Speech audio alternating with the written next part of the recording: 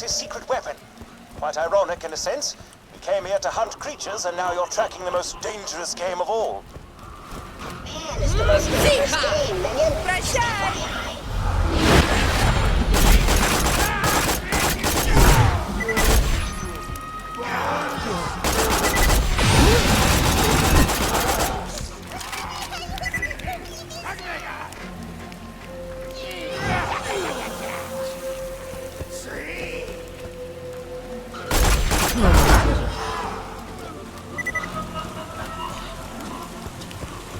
Будет больно. Хватит. Замри.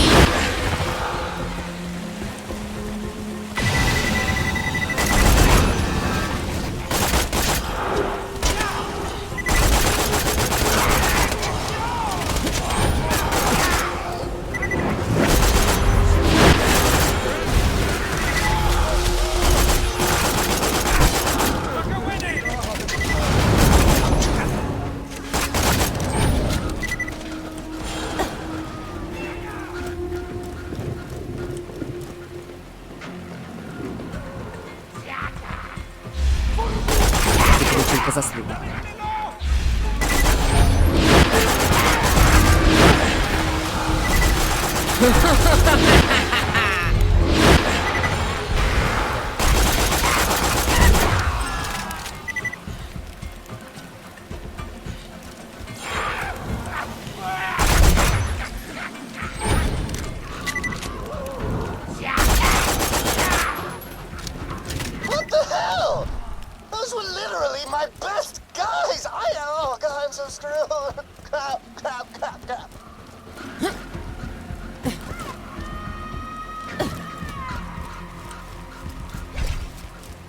Закрой рот!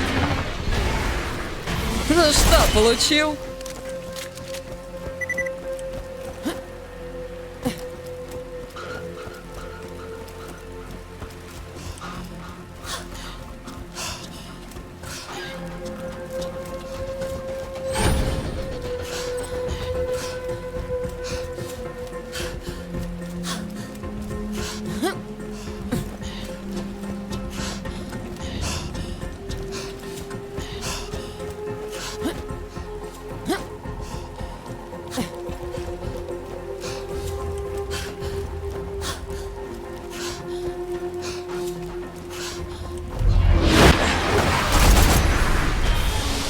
Будет больно.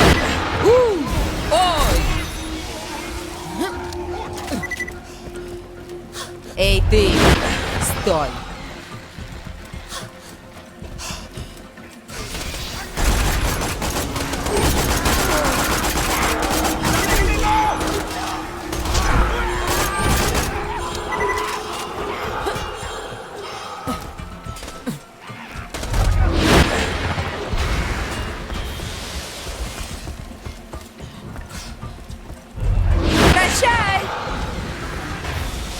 Замри!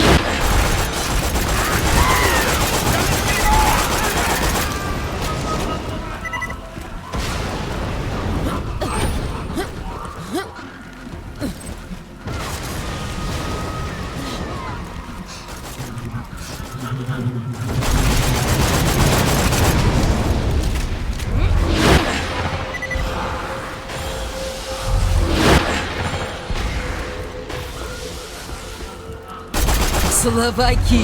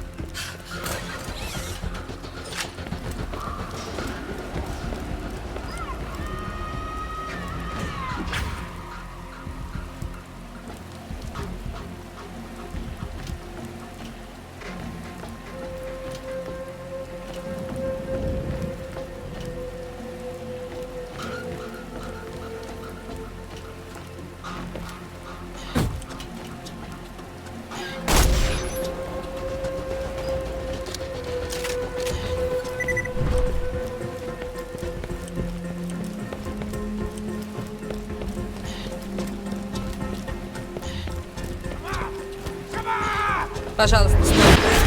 Тебе это не понравится.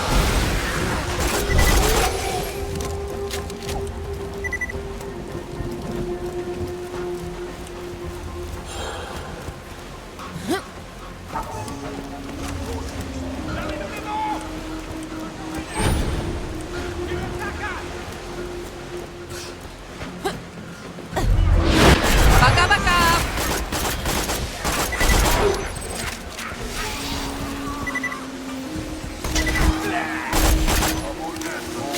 Есть! Вы ничто!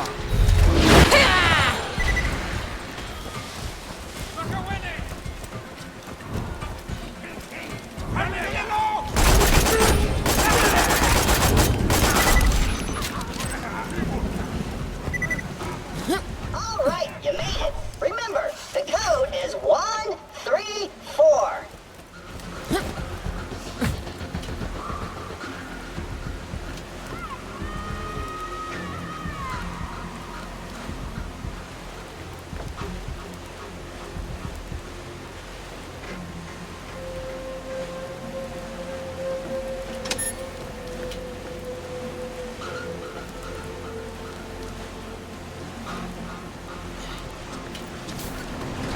Crap, they got the door open! Crap, crap, crap, crap, crap! God damn it! I wanted my secret weapon to be ready by the time you got here! This isn't fair! It isn't fair!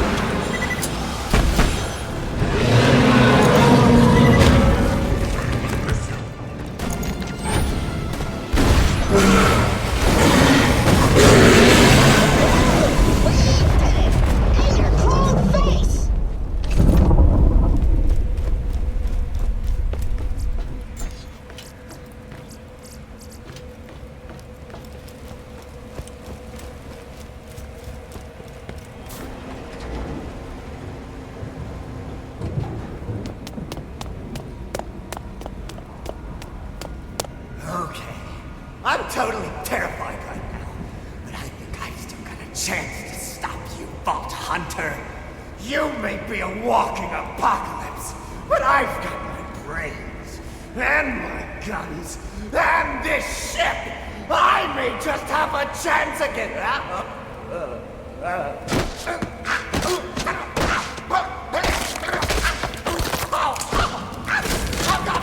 Exemplary, Vault Hunter! Now, go collect the fruits of your labors from the terminus.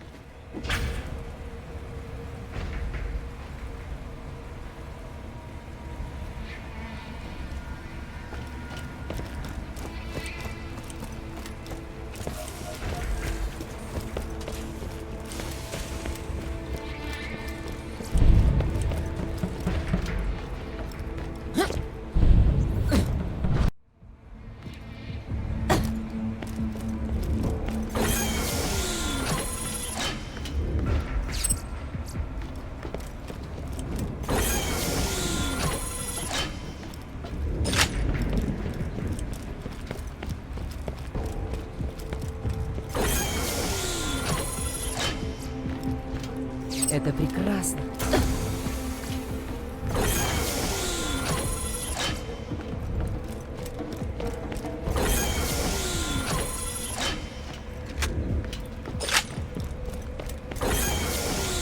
Ух ты!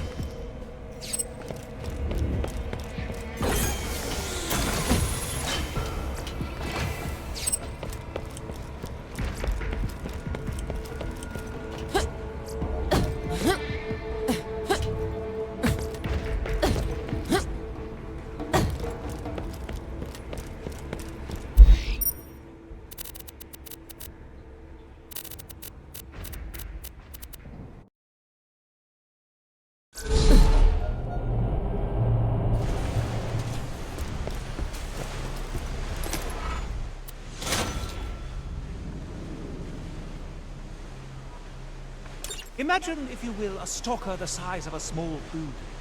Now imagine yourself killing it. It's time to make that dream a reality, my friend. I found the stalker in question. I recommend grabbing some friends and taking him out.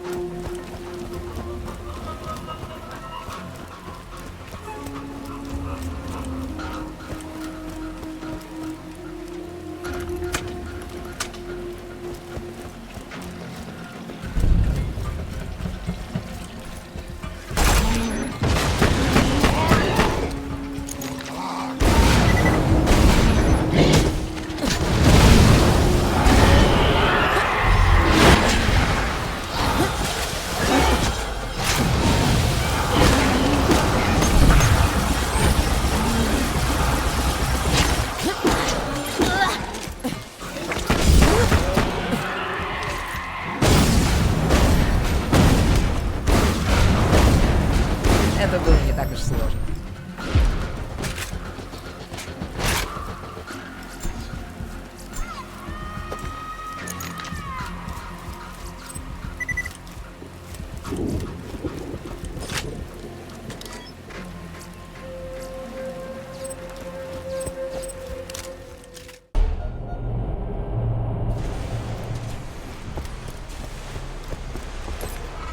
Dreams do indeed come true. Well done, Vault Hunter.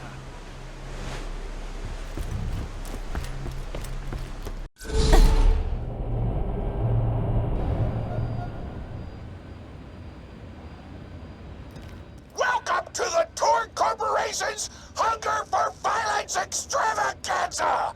Tonight, we're gonna watch the Vault Hunter take on the ravenous Waddle Gobbler!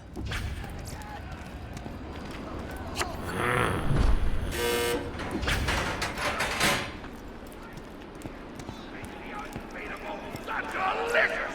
The ravenous Waddle Gobbler! Let's find out! But first, I'm interviewing the only Torn contestant to survive a showdown with the Gobbler! Question time! How are you doing? What's your favorite color? Did you ever see? Oh, looks like we're out of time! We'll be right back after a word from our sponsor! Hey! Get over here so I can whisper some things to you in secret!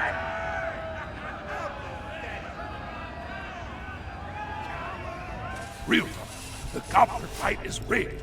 The Torn Board of Directors made the Gobbler unbeatable, so it eat all the contestants and get us a bunch of hits on the EchoNet. But I don't want you to die, cause you're cool, and oh crap, I'm not whispering anymore, my bad!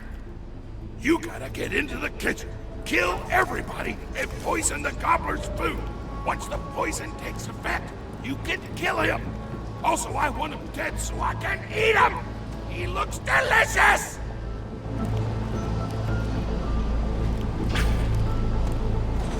Candace told me about this place the other day.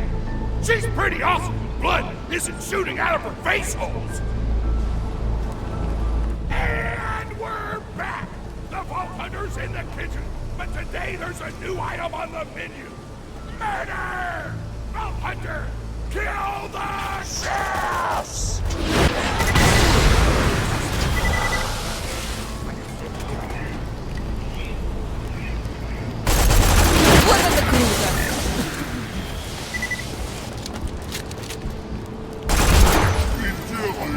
Вам давно пора валить отсюда. Anton Smith here, president of the Torg Corporation. You do well to ignore Torg's instructions if you wish to stay alive. With the chef's dead, we can prepare our own meal for the gobbler! Get to the freezer!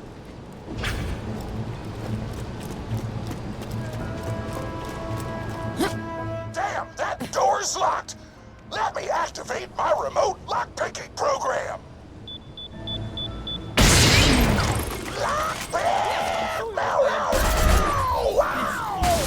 We do not allow contestants in the meat locker. Leave at once. We gotta choose some meat for the gobbler's meal. Turn on the tastiest looking stab corpses. This is totally gonna get me fired, and I don't care! Хватит дергаться.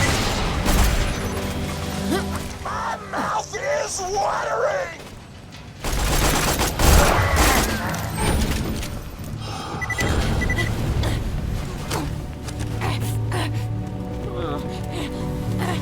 I don't know what you're planning, but I don't like it. Tributes, get the Vault Hunter out of my kitchen. Эй, ты! Стой! Hot diggity!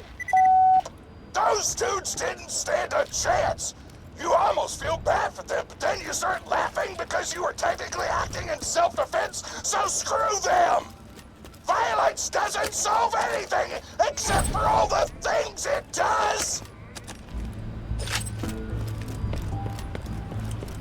Now to grind up the meat! Get to the kitchen! Torg, as president, I demand to know why the hell the Vault Hunter is running around backstage. Just trying to mix things up! Your job is not to mix things up. Your job is to flex your muscles and do air guitar solos, idiot! Words can hurt!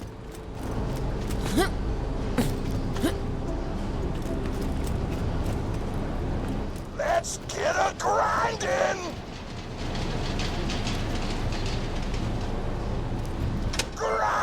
Grinder!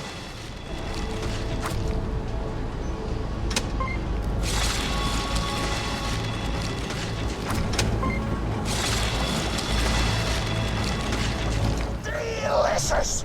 We're nearly done preparing the gobbler's meal! With the meat prepared, we only need one more ingredient. Deadly poison! Head to the stabber jabber nests!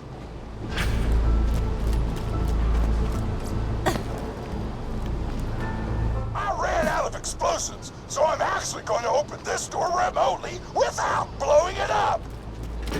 Psych!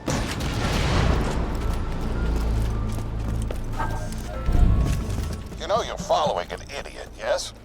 Torg created his explosive gun tech, then sold it to us for $12 and a high five. We kept him on purely for PR reasons. But you've both outlived your usefulness. Tribute, kill.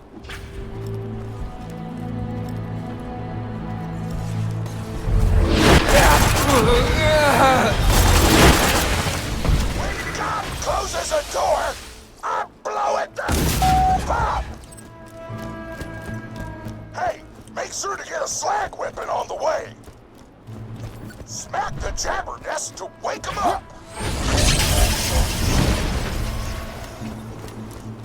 All right, now slag the jabber. Есть! Остынь! I stashed a slag gun for you nearby. Стоять!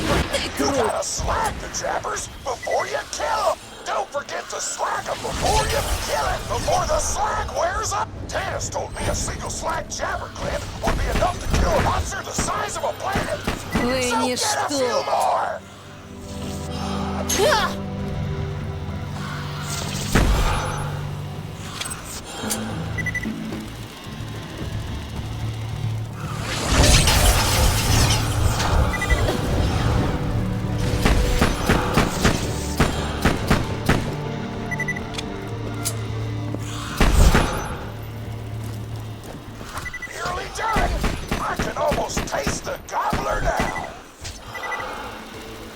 Бойтесь меня, суки!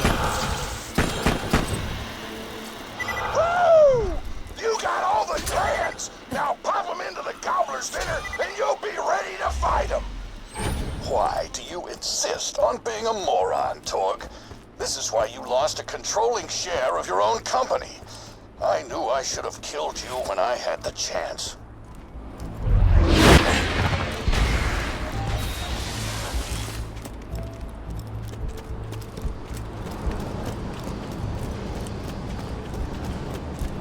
Now add the poison glands to the marination vat.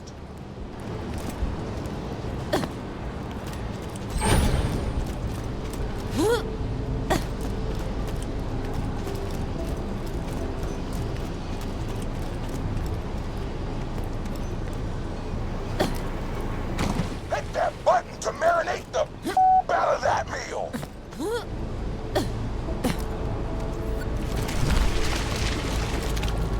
The meal's almost ready. Let's get cooking. Start the conveyor of cookery.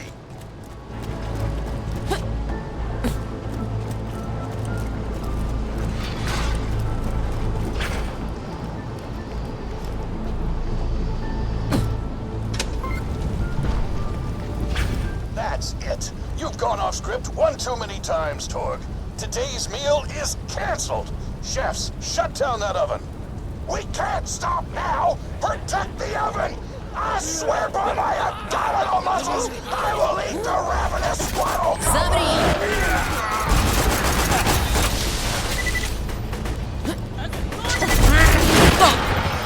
Сдавайтесь! Don't let the chefs near the oven, or they'll switch it on.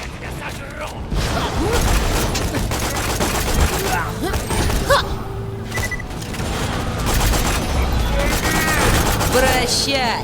I want that oven shut down. I want the Vault Hunter dead. And I want Mr. Torg's head on a plate. Restart the oven. Не двигаться! I will not serve lukewarm food.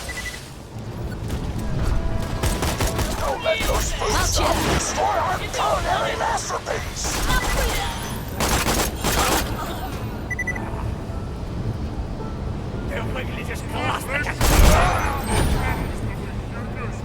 The chefs want to shut off the oven. Stop them from doing so. Слабо.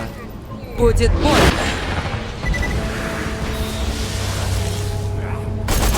Остынь! The chefs near the oven, or they'll switch it on. Бойтесь меня, суки!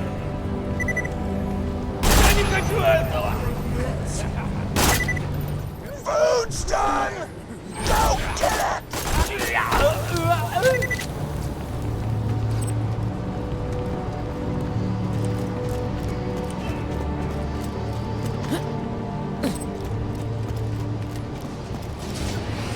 My taste buds are aflame with the power of 1,000 nuclear bombs! My mouth is watering so much, you could drown a small village in my cheeks! The taste apocalypse is upon us!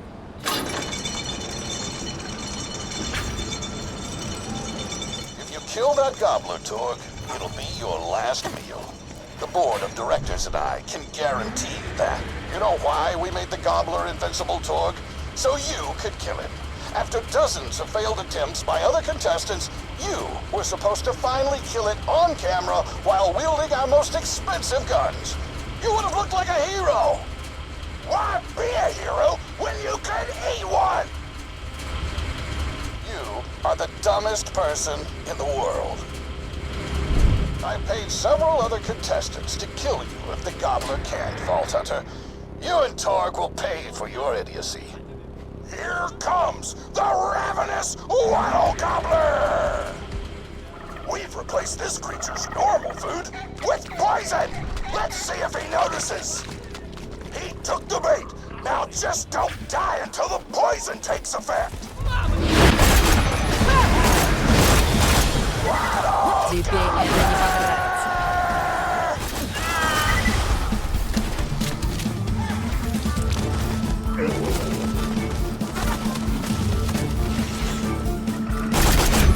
No, you idiotic mercs! Don't Don't shoot the gobbler, shoot the vault hunter.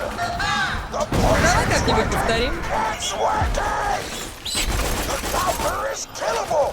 Let the taste apocalypse begin. Надеюсь, было больно.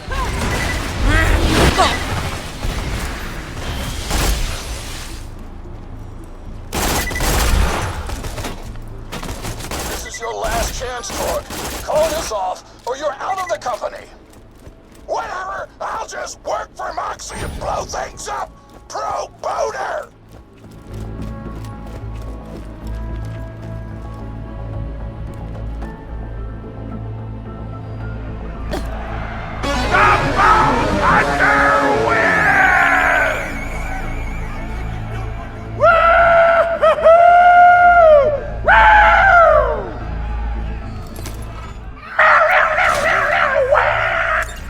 My grandma's a pretty big fan of yours. Could you go say hi to her?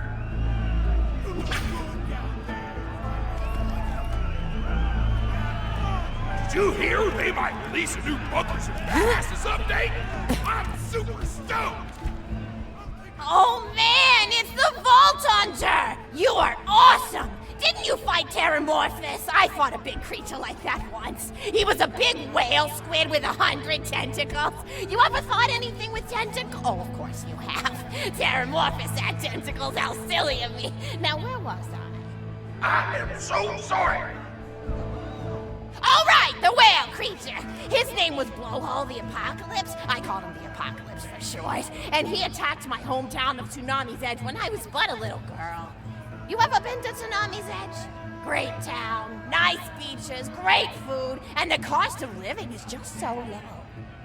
Even being a single grandmother and working part-time in a scat meat processing factory, I was still able to provide for little Mr. Torg. We may not have been able to afford the finer things in life, like food, but we got by. After all, Mr. Torg and I didn't have anything but one another after that horrible gas leak blew up the iridium mine, killing my son and his lovely wife. From that day onward, my little Mr. Torg vowed to conquer explosions themselves in an effort to avenge his fallen parents. And oh man, I've forgotten what I was talking about. Where was? Oh right, the Blowhole the Apocalypse. So anyway, I was wrestling Blowhole to the ground, and I have my bicep curled around his blueberry throat. Blueberry? Sorry, I meant to say blubbery. I've got blueberries on the brain, I guess. I grow them in my backyard. Mr. Torg helped me plant them. Thanks again for that, grandson. I love you, Grandma. Anyway, I have my bicep around his blubbery throat, and Mr. Torg starts crying because he really likes whale squids, and he doesn't want to see me hurt one. They are the princes of the ocean.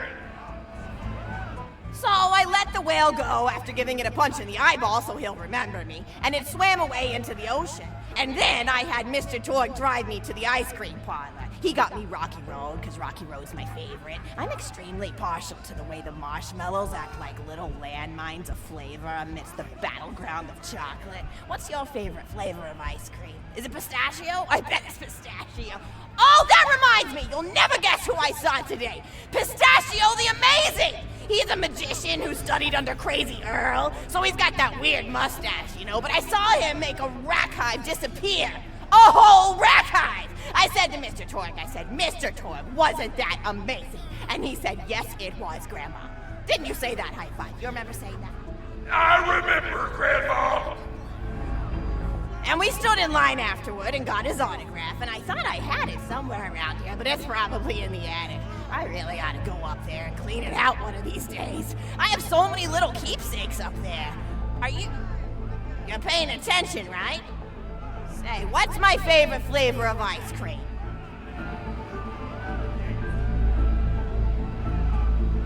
So you are listening, how wonderful. You're an even better listener than my old pet rack, Beasto. Beasto was such a sweetie. You ever had a pet rack? If you can tame them, they are the sweetest pet you'll ever have. He used to just sit on my shoulder and bite chunks of flesh out of my neck to pass the time. I still remember the way he used to tweet. He went, tweet, tweet. It was so cute. I had a conversation with him once. I said, Mr. Beasto. He liked being called Mr. Beasto. It made him feel like an aristocrat. I said, Mr. Beasto, you're looking very cute today. And he said, Oh, thank you, that's so nice. Or he tweeted in a way that made me know that's how he felt. And then he lowered his little head like he was taking a bow. It was adorable. Beasto was my third pet rack. First I had Woody. He got hit by a train. Then I had Anita. She got shot up trying to take vengeance on the train that killed Woody. And then I found Beasto making little poops on the windmill outside our house. After Mr. Torg and I wrestled her to the ground, I did a flying pile driver off a nearby tower tree, got him straight in the spine and brought him down. We brought him in and fed him some skag steaks until he decided he loved us. I still miss Beasto sometimes. He just died of old age. Racks don't live much longer than a few years, but I treasured the time we had together. Oh, poor Mr. Torg. When Beasto died, he cried for a week. The kids made fun of him at school, but I told him not to pay them any mind. Being in touch with your emotions is not a character flaw! That's right, High Five. Is something wrong? You look confused, Vault Hunter. Oh, you probably haven't heard anyone call Mr. Torg High Five before. The world may know him as Mr. Torg, but the Flexingtons always refer to him using his middle name. It's a Flexington family tradition, after all, to use your grandfather or grandmother's name as your own middle name. And my husband, High Five Flexington, God rest his soul, was the best grandfather Mr. Torg could have asked for before he passed. He taught Mr. Torg dang near everything he knew about firearms. Without High Five's teachings, I don't think the Torg Corporation would exist at all. Gosh, I still remember the first gun Mr. Torg tried to make after his parents died. A Jacobs shotgun with a stick of dynamite attached to the barrel. Torg nearly blew his face off, but he got up, dusted his mustache off, and swore that by the time he reached the age of 11, he would make a gun that fired explosions without killing the operator. And by golly, he did! It took a couple of dozen prototypes before he got the right combination of gun parts and explosives right. But once he did, woo-wee! I'll never forget the plume of smoke that used to be in my neighbor's homestead. They were jerks though, so it's okay. Gosh, I've been talking your ear off for some time, haven't I? It's so kind of you to listen for this long. I've taken up too much of your time already. Please don't feel like you have to stick around any longer. As a matter of fact, take this for giving this old woman some company. Woo! Or even more. I've got another story for you, but I'd like to tell it to all of your friends at once. An old lady like me has to save her voice, you know. Oh, you still want to talk with me? How incredibly sweet of you. Say, you'll never guess who I saw today. Captain Scarlet. She was robbing my retirement home with a few other brigands, and I recognized her from her wanted poster, and I said, "Oh, hey, you fought the Vault Hunter, didn't you?" And she bowed all elegantly and said something like, "Indeed I did, madam," and said that you were really good at fighting, and that you beat her fair and square. She didn't seem to harbor much of a grudge about it. Nice girl. You should think about meeting up with her again if you're not shacked up with anybody, you know? I mean, of course you probably are.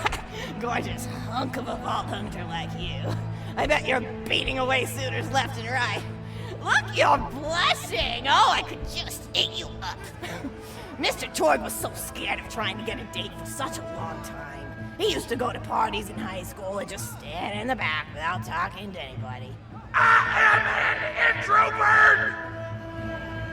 I tried to tell him, I said, don't worry about chasing love. If you chase your dreams, then love will follow. See, that's the thing people don't get. You watch Echo films and they're just awful. They teach you that the only way to be with someone is just to pursue them over and over until they decide they like you. In reality, you know when you like someone almost immediately. You can't really convince somebody to fall in love with you. You just look like a stalker. But if you do things that you're interested in, like making guns that explode or killing mercenaries, then people will see that confidence and skill you have and they'll be attracted to it. But there's always a fine line between that kind of confidence and narcissism, you know? There's nothing worse than somebody who wants to be famous. I remember when Mr. Torg first sold his weapons tech to that board of directors, he was pretty egocentric for a while. taking pictures of himself and posting them to the EchoNet all the time, trying to hobnob with every celebrity that used his weapons. He came back home one day with a supermodel under each arm, and I said, Mr. Torg, what are you doing? You've lost sight of who you are. It's been weeks since you actually created a new gun, I said. And it was true. He'd been more obsessed with being well known for doing something great than with actually doing something great. It was a dark point in my life. Thankfully, High Five listened to me and got to work on what would eventually become the Kerblaster. You a fan of the Kerblaster? That was always my favorite. That and the Flacker, which I know a lot of people hate. But there's more to combat than just brute efficiency in this old lady's eyes. Style counts for something. And there's nothing quite like filling the air with tiny little explosions. It's like a fireworks show, except the deaths aren't as sad and unexpected. Actually, that reminds me, now that you're here, I wanted to throw some ideas at you for feedback. I'm a playwright in my spare time, and I'm trying to write a story about an up-and-coming tournament fighter who tries to find love in a gladiatorial arena. And I figure you've got a lot of experience, so your feedback could really be valuable. So the play is called Broken Hearts and Broken Necks. Scene 1. Fade in on an arena, just after a battle. Body parts litter the stage. A lone warrior stands in the middle of the stage. A spotlight illuminating her blood-stained armor. She stands, holding her sword triumphantly aloft. Valkyrie. Is there no warrior who can challenge me? Must I be destined to spend my life as the strongest, the bravest, the most invincible warrior this galaxy has seen? For I am Valkyrie, scourge of the gladiatorial games! Exhort Valkyrie as she shakes her head in despair.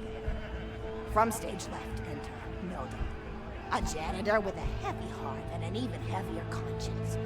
He begins sweeping the body parts into a bin, which is colored green, and remember that because that's a symbolic color that will come back, until melancholy overtakes him.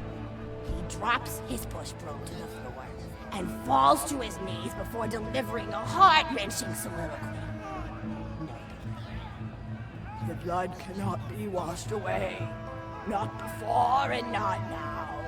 Even as I attempt to escape the past, which haunts me still. Must I live forever as a fraud, sweeping up the trash of others to hide my shame and avoid my pursuers? Must I forever remain on the periphery of joyful combat, ever watchful but never participating? Then, with the clatter of armor, Valkyrie re-enters from stage right. Valkyrie. Good morrow, lowly janitor. I heard a noise and thought it worth investigating. Oh, great Valkyrie, 'twas nothing but the wails of those souls you released from their bodies tonight. Souls that wail in agony as they fly upward to Valhalla. Valkyrie. Fools! What have they to wail about? Their agonies are over, ended at the point of my sword. Mine, however, have only yet begun. For it is lonely at the top, and an unchallenged life is a boring one. Nodal, aside. If only I were able to tell her my true identity, I would give her a fight she would not soon forget. Back to Valkyrie. Yes, ma'am, boredom is the true tragedy. May you one day find challenge in combat. Stupid. Nodal picks up a giant two-armed bastard sword with almost no effort.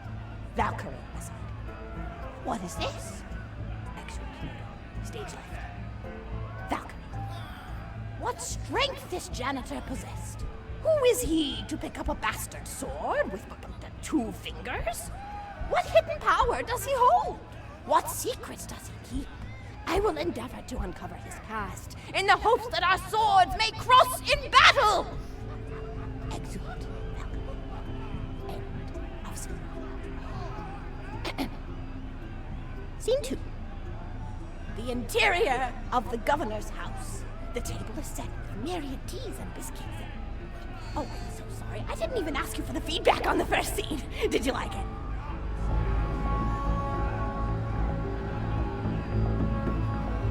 Oh, wonderful. I'll continue then. Scene 2. The governess enters from stage left. Governess. I refuse to respond to these absurd accusations. The husband looks at her quizzically. Governor. And what accusations may those be? Governess. Actually, you know what? I don't think I'm ready to get feedback on the play yet. But what about you? What are you up to? Tell Grandma Flexington all about it. I bet you've had some amazing adventures. Mr. Torg told me about the time you all played bunkers and badasses together. He said it was one of the most fun and welcoming experiences of his life. Grandpa! You're embarrassing me! Sorry, sweetie, but really, you and the Vault Hunters are his first real pals. It wasn't easy for Mr. Torg to make friends at school when he had facial hair at age 8, pecs at 8.5, and dead parents by age 9. People found him intimidating, but I told him that he should be thankful for the fact that he looks different. Anyone who wouldn't be friends with you based on appearance wouldn't be a very good friend anyway. But he really does like hanging out with all of you. Most people these days want Torg to pose for pictures or blow something up by flexing at it. It's not often he gets to sit down and play games with people. Oh, speaking of games, did you play Going Back to the House yet? It's a new echo simulation about exploring a log cabin you lived in when you were a kid. There's no violence or anything. You just walk around looking at cereal boxes and remembering people you made out with. I really like where Echo Sims have gone in the past few years, don't you? There seem to be a lot more of them with interesting things to do beyond shooting people, and the writing has gotten so tight and concise. For instance, did you ever play The Samurai's Marker? The whole game's story was delivered through haiku. Did Zero write it or something? No, I'm just joshing. I know you're too busy for that. But oh yeah, I was playing At the End of the Pointed Gun last night on my Echo Sim player, and wow, is that funny. It's about a guy who punches people and smacks himself in the face with doors. Easily one of the best punch-related comedy sims ever. But oh, I'm really looking forward to this game called Robot Hunter Assault Squadron, which is this big randomized survival game about throwing bottles at trees and accidentally scaring birds. In the demo version, I scared a bird so hard it died. 10 out of 10 in my book. But what kind of things do you do for fun? You play any sports? You look like you might be into some of the more extreme stuff, like spine hurdling or psycho head volleyball. I knew an athlete a lot like you when I was younger. Her name was Nijo, and she was especially gifted at the giblet toss. That's an old pastime we had back when I was younger. Idea was you'd punch a convict, and then see how far you could make their viscera fly across a big field. You got points based on distance and the size of the viscera. She won the final round of the giblet toss championship by getting a left eyeball to cross the 300-meter mark. They said she was juicing with iridium, but I think they were just angry that she dethroned the reigning champ, misogynistic Jeff. People really liked him for some reason. Hey, what's your favorite food? Mine's burgers, personally.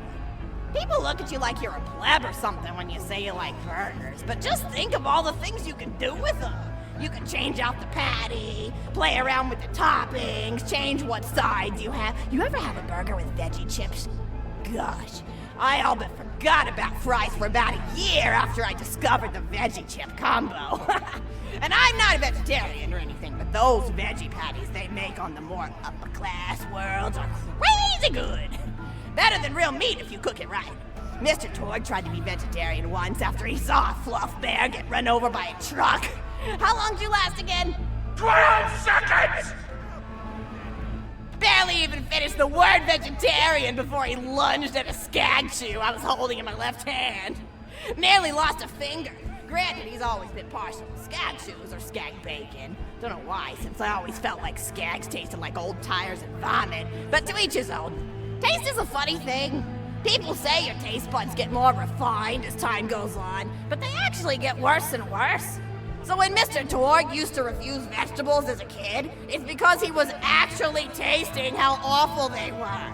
When we old folks eat vegetables, we're only okay with it because we can't taste all the gross vitamins and stuff. Granted, vitamins are what have kept me going for as long as I've been going. You get enough B12 in your system and you can headbutt a freight train without so much as a bruise. That reminds me, I need to get my pills ready for the rest of the week. I have one of those little metal containers split into different sections for each day. It's really helpful. And the sides are sharp enough that I can use it to ward off burglars if I need to. What else do I have to do this week? Probably head to the bazaar, pick up some frozen spider head flank. Gotta bring my coat, though, because it gets kind of chilly in the freezer section. What else do I need? Oh, I need Schwartzman's candy drops. Gosh, those are delicious. They're so smooth and sweet. Just thinking about them, I could go for one right now, couldn't you? Do you think you could go find me one?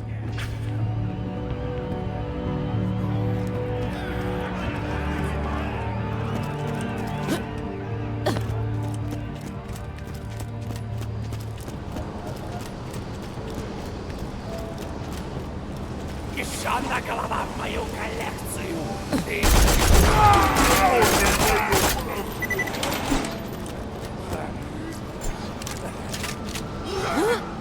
Нарежу из тебя салат оливье.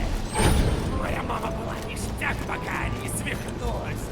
А когда свихнулась, грушей покатала. Стоять!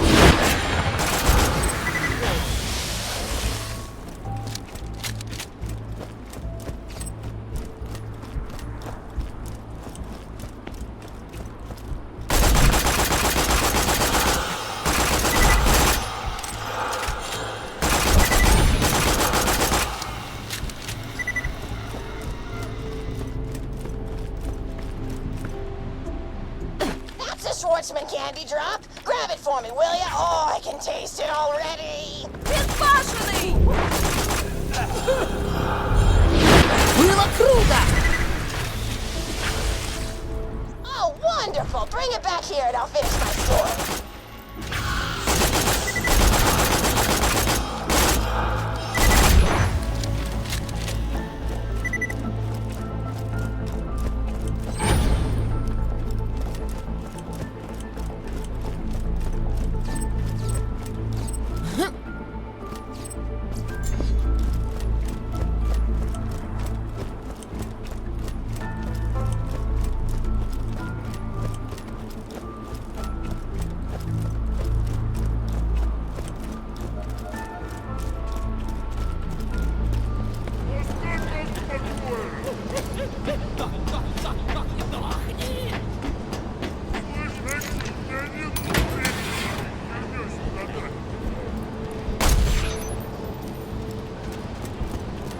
Довольно! Бац! Не двигаться!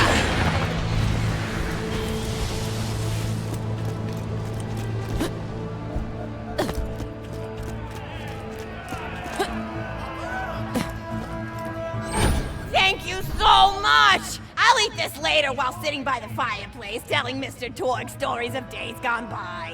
There's just nothing like a good roaring fireplace, is there? Something healing and safe. Maybe that's why our family likes explosions so much. They're basically just big fireplaces.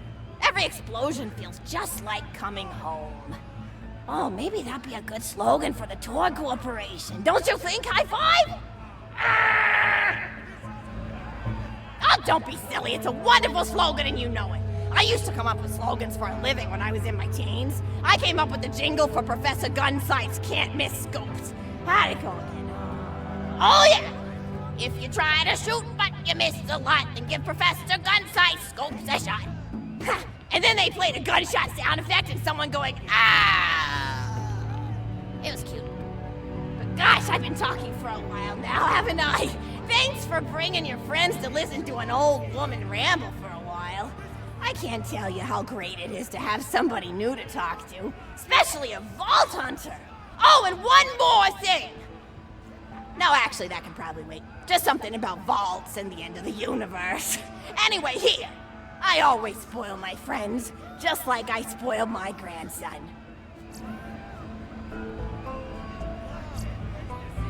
Enjoy it! Conversation!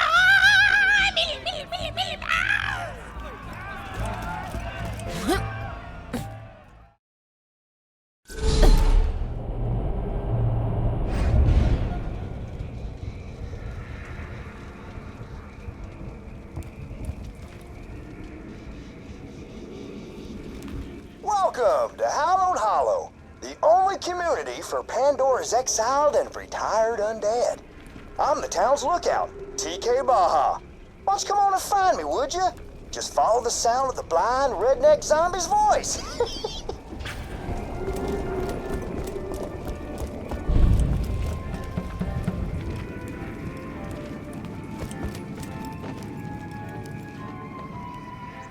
Lately, a real sourpuss named the Pumpkin Kingpin's been hassling the townsfolk. They're so scared these days, they won't even step outside. Why don't you get out there and give them the old 1-2 for me?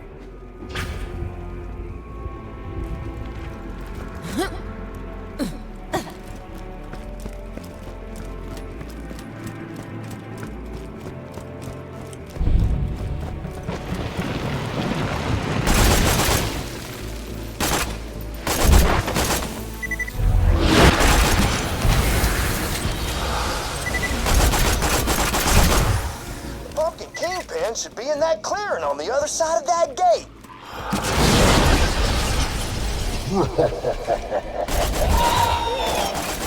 Oh, horseradish.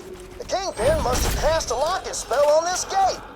You're gonna need an enchanted skeleton key. Why don't you dig up some graves and let's find ourselves some enchanted bones, you hear?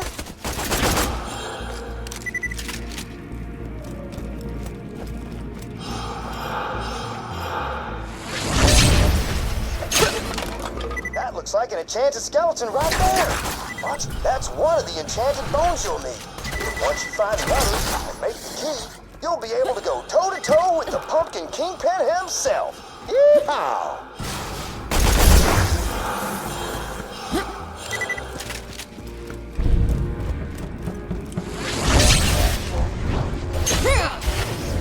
Dagnabbit. Folks buried there must have been normal type people. We're gonna need the bones of wizards to create a working skeleton key. Keep on looking. Вам давно пора валить отсюда.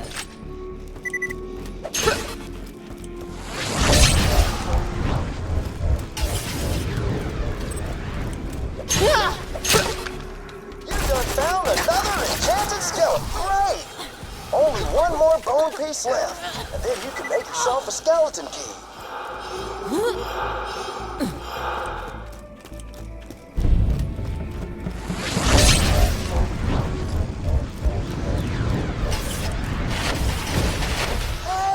You found the last enchanted skeleton! Why don't you drop it quicker than an uncomfortable subject at a family dinner?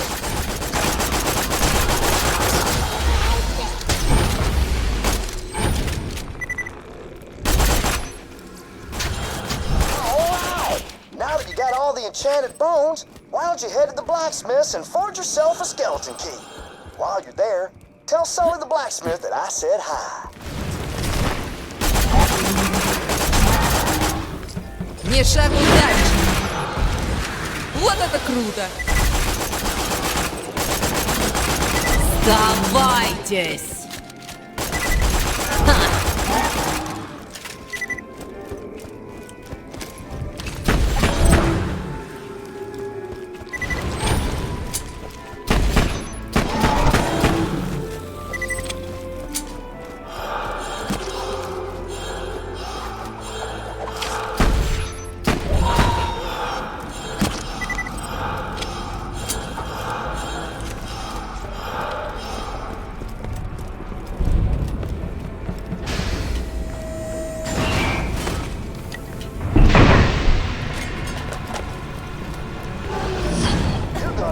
Blacksmith's hammer to make the key. Now, where could he be?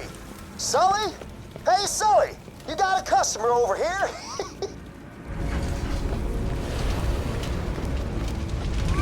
Oh, there he is! Why don't you ask him for his hammer, would you? I'm sure he'll hand it over if you ask him. Sounds like you two are done talking, huh? I was sure he'd come around. Nevertheless, all right. Now, smack those bones together and forge yourself a skeleton key.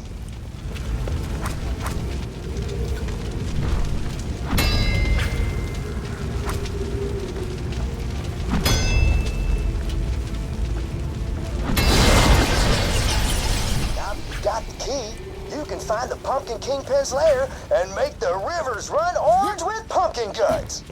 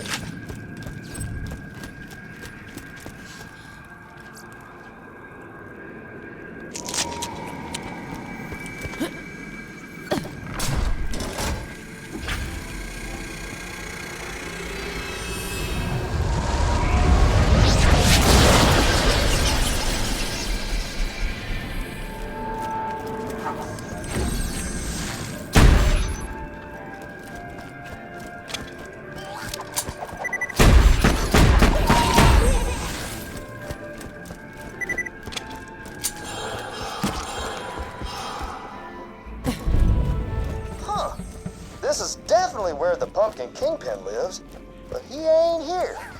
Must be sleeping underground or something. Oh! I bet if he flooded the area, he'd probably have to come up for air. Go on and head to the windmill. Слабаки.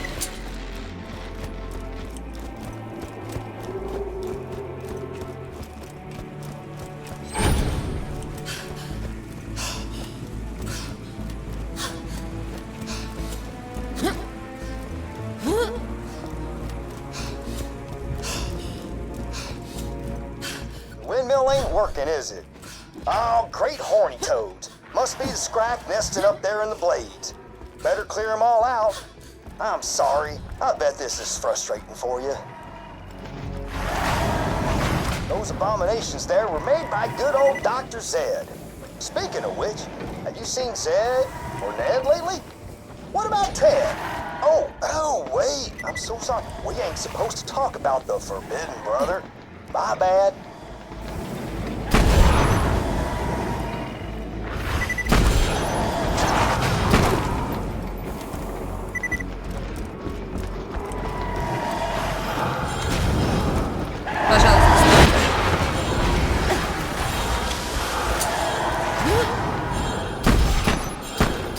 Ни шагу дальше.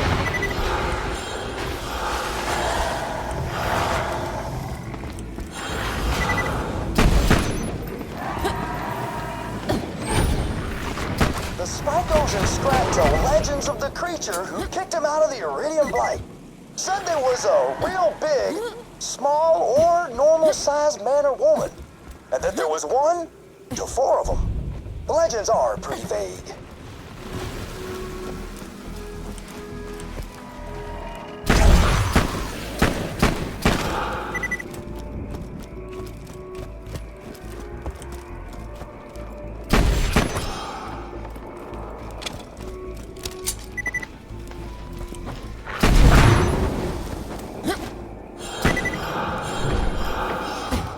Going, so the blood's pumping and everything's ready for a final showdown with the Pumpkin Kingpin. Whenever you're ready, just head back to the Kingpin's domicile.